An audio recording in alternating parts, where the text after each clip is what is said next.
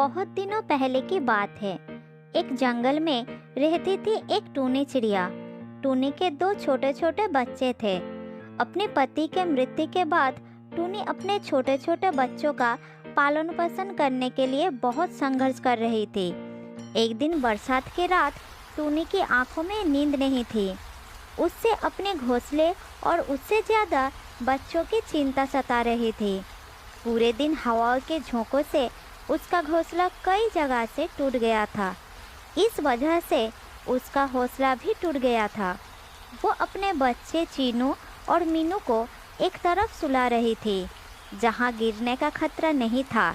अधिक टूटे हुए जगह पर खुद बैठी थी। हे भगवान, ये रात बड़ी लंबी लग रही है। अगर जल्दी सवेरा हो जाए तो मैं अपनी घोंसले की दुरुस्ती के लिए तैयार कर लूँगी। रात में मैं अगर गिरी तो उड़कर बच जाऊंगी, लेकिन ये बच्चे तो अभी बहुत छोटे हैं, ठीक से उड़ना भी नहीं जानते। हे भगवान, मदद करो हमारी। टूनी चिड़िया सुबह होने का ही इंतजार कर रही थी। अचानक उसे नींद आने लगी। उसने एक डरावना सपना देखा, जैसे उसके बच्चे घोंसले से गिर गए। वो डर कर जाग गई।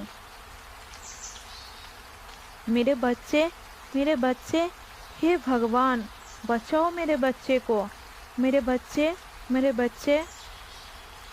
टूनी नींद से जागकर दोनों बच्चों को छूकर देखा तो उसे बड़ी राहत मिली। बुरे सपने से उसका दिल धक धक कर रहा था। धीरे धीरे वो सामान्य हुई। एक अकेली माँ, घर पर उसे हौसला देने वाला कोई नहीं था, इसलिए उसे अपने बच्चों की बहुत चिंता रहती थी। फिर तेज़ हवा चलने लगी और टूनी चिड़िया की चिंता और बढ़ गई। कुछ भी हो जाए, मेरे बच्चों पर कोई आंच नहीं आने दूंगी। ये दोनों मेरे जिगर के टुकड़े हैं। मैं हर हाल में इनके सामने ढाल बनकर रहूंगी। इस तरह डर डर कर टूनी का रात गुजर जाता है। सुबह हुआ, सभी पक्षी जाग गए। टूनी अपनी दोनों बच्चों को जगाया और कुछ खिलाया पिलाया। उसके बाद दोनों बच्चों को बड़ी प्यार से समझाया। मेरे बच्चों, हमारा घोंसला टूट गया है। आज मैं इसकी दुरुस्ती करूंगी। तुम दोनों इस तरह मजबूती से पकड़ कर रहना। उस तरफ मत जाना, वहाँ खतरा है। मैं जब तिनका लेने जाऊंगी तब तुम दोनों यहीं चुपचाप बैठे रहना। मेरे बच्चे, तुम्हें यहाँ बहुत संभल कर रहना होगा।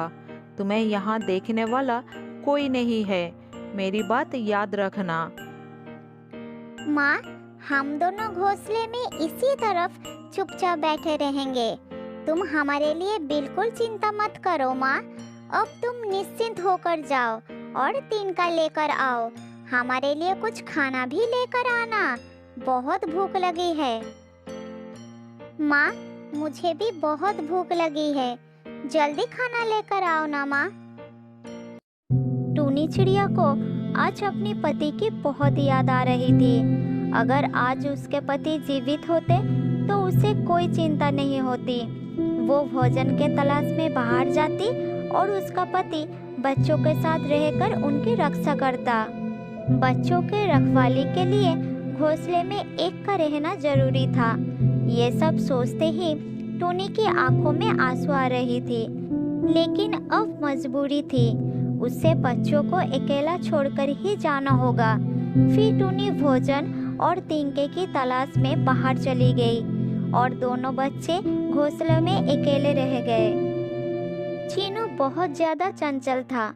वो घोंसले से निकलने की कोशिश कर रहा था। तब मीनू उसे रोका और बोला, मेरे प्यारे भैया, उधर मत जाओ, खतरा है। माँ को आने दो, घोंसला ठीक से बनाने दो, फिर चारों तरफ घूम सकते हो। मत जाओ मेरे भैया, माँ की बात मानो। कुछ देर बाद टूनी आ गई। उसने कुछ खाना बच्चों को खिलाया और तिनका लगाकर घोंसले को ठीक करना शुरू किया। वो बार बार जा रही थी और तिनका लेकर वापस आ रही थी।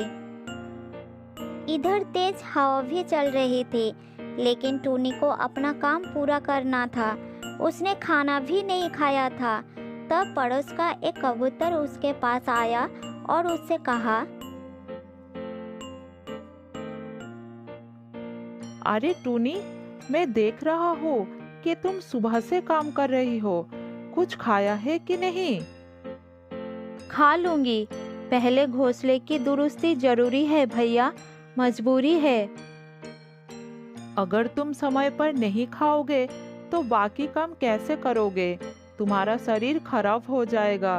पहले खाओ फिर काम करो। ये कहकर कबूतर वहां से चला गया। इधर टूनी फिर से अपने काम पर लग गई। अभी तक आधा काम हुई थी। टूनी ने अपनी रफ्तार बढ़ा दी थी, लेकिन अकेले ही परेशान हो रही थी। अपना काम खत्म करने के अलावा कोई दूसरा विकल्प नहीं था।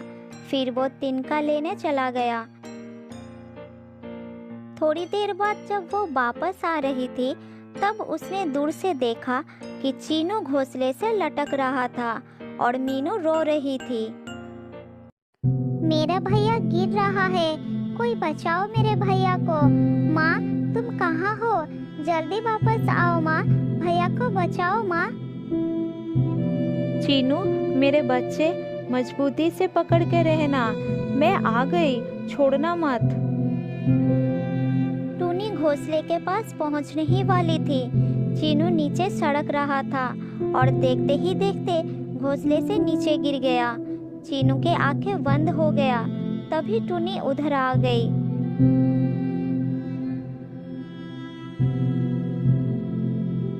चीनू, मेरे बच्चे, ये क्या हो गया? हे भगवान, ठीक कर दो मेरे बच्चे को। मेरे बच्चे मेरी जिंदगी है, उनके अलावा इस दुनिया में मेरा कोई नहीं है। हे भगवान, मेरे बच्चे को ठीक कर दो। कोई है इधर? जल्दी आओ। टूनी अपने बच्चे के पास बैठकर जोर जोर से रोने लगी। चीनू की आंखें बंद था, वो कुछ नहीं बोल रहा था। ये देखकर टूनी और भी डर गई। चीनू जहाँ पर गिरा था वहाँ पर पत्तियाँ थी। टूनी इस खतरे को सोचकर पहले से ही पत्तियाँ इकट्ठा करके वहाँ रखी थी। तब ऊपर से मीनू बोली, माँ, भैया कैसा है? क्या हुआ है भैया को? भैया कुछ बोल क्यों नहीं रहा? तब कबूतर वहाँ पर आ गया। चीनू को देखकर वो खामोश हो गया। चीनू, मेरे बच्चे, कुछ बोलो, बात करो मुझसे। मैं तुम्हें चुपचाप नहीं देख सकती।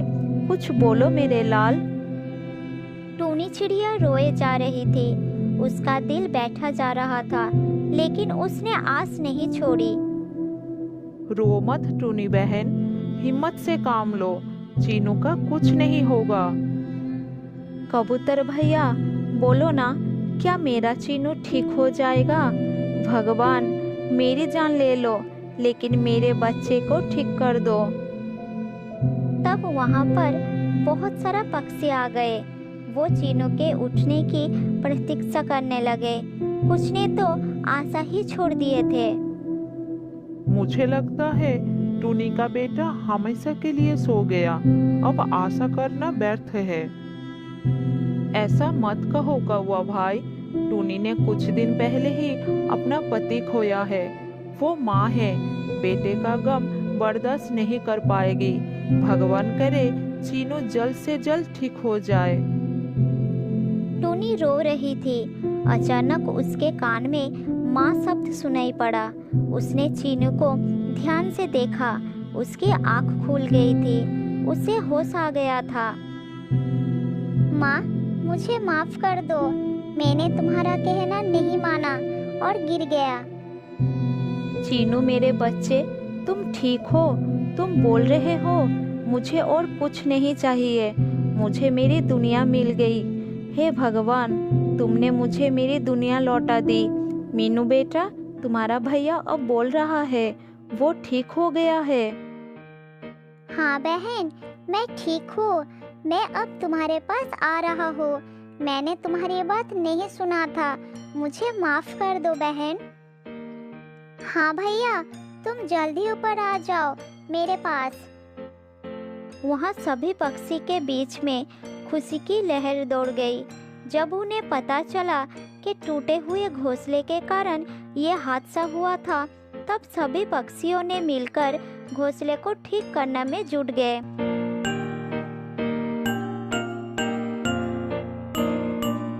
और देखते ही देखते टोनी का घोंसला दुरुस्त हो गया।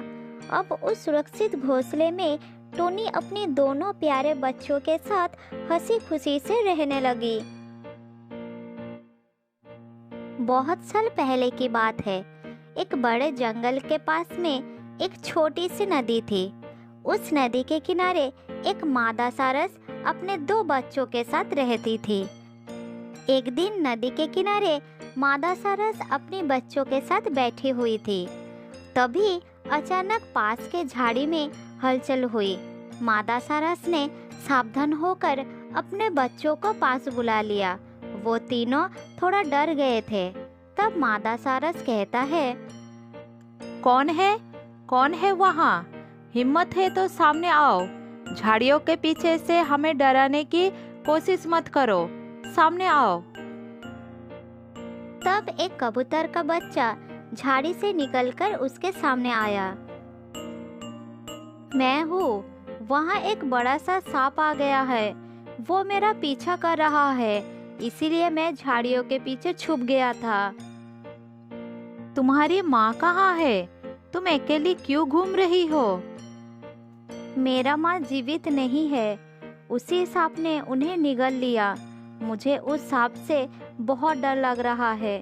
आप भी अपने बच्चों को लेकर यहाँ से दूर हो जाइए। तुम सच कह रही हो? तुमने अच्छा किया मुझे ये बता दिया। यहाँ पर अजगर का खतरा है, इसलिए हमें यहाँ से दूर जाना होगा। तुम भी हमारे साथ चले आओ। मादा सारस अपने 2 बच्चे और कबूतर के बच्चे को लेकर वहाँ से दूर चली गई। वो सब एक ब्राह्मण के कुटिया के पास रहने लगे।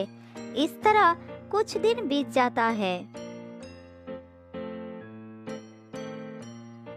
एक दिन कबूतर के बच्चे ने फिर उस सांप को देखा, जो धीरे धीरे ब्राह्मण के गाय के पास पहुंच चुका था। तब कबूतर का बच्चा तुरंत ब्राह्मण के पास पहुंच गया।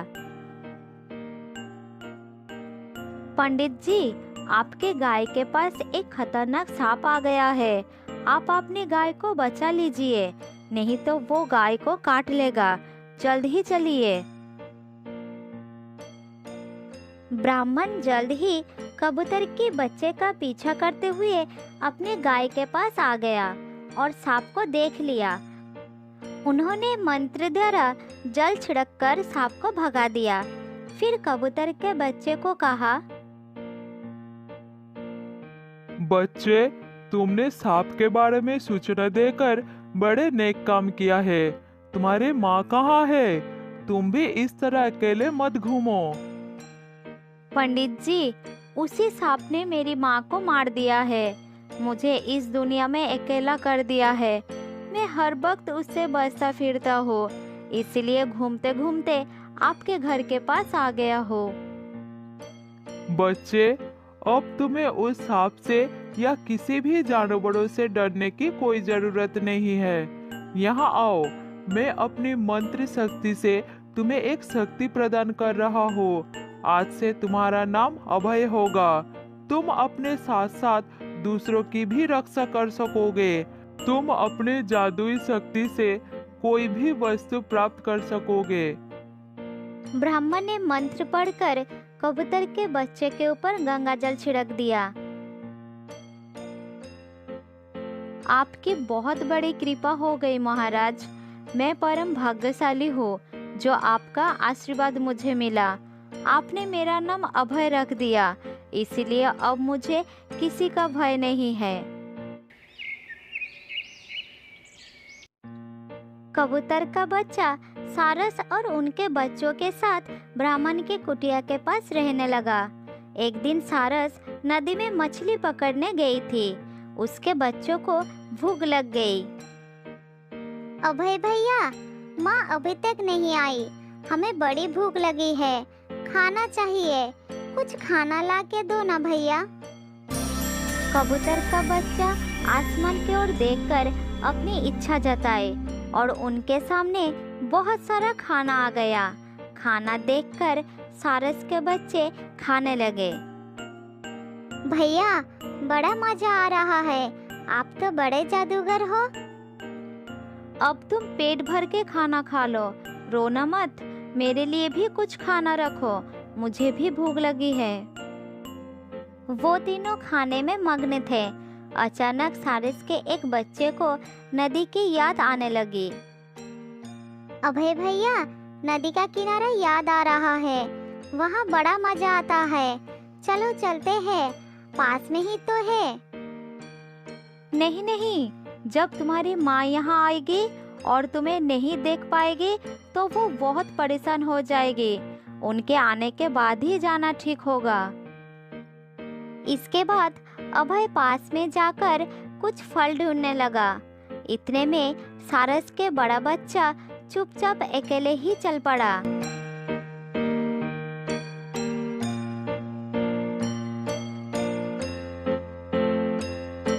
थोड़ी देर बाद अभय वापस आया तो उसका होश उड़ गया। वो समझ गया कि बड़ा बच्चा नदी किनारे गया होगा। उसने छोटे को साथ लेकर नदी किनारे पहुंच गया। वहां का नजारा देखकर अभय आश्चर्य हो गया। एक बड़ा सा मगरमच्छ सारस के बड़े बच्चे को खाने के लिए आ रहा था। कबूतर के बच्चे ने दूर से ही मगरमच्छ पर अपनी चमत्कारी नजर डाली और मगरमच्छ बिल्कुल स्थिर हो गया। वो हिल नहीं पाया, उसके कदम भी रुक गए। जल्दी से यहाँ आओ मुन्ना, जल्दी चले आओ, नहीं तो मगरमच्छ तुम्हें पकड़ लेगा। सारस का बच्चा उड़ते हुए कबूतर के बच्चे के पास आ गया। फिर वो तीनों मिलकर अपने घर वापस आ गए। एक दिन अभय सारस के दो बच्चों के साथ खेल रहा था। वो सांप फिर से उनके पास आ गया। सांप सारस के बच्चे के तरफ जा रहा था। बच्चे सांप को देखकर डर गए। माँ सारस वहाँ नहीं थी। अभय आकर सांप के सामने खड़ा हो गया। दुष्ट सांप, तू चुपचाप यहाँ से चला जा। इस बच्चों की तरफ देखना भी मत, वरना अच्छा नहीं होगा।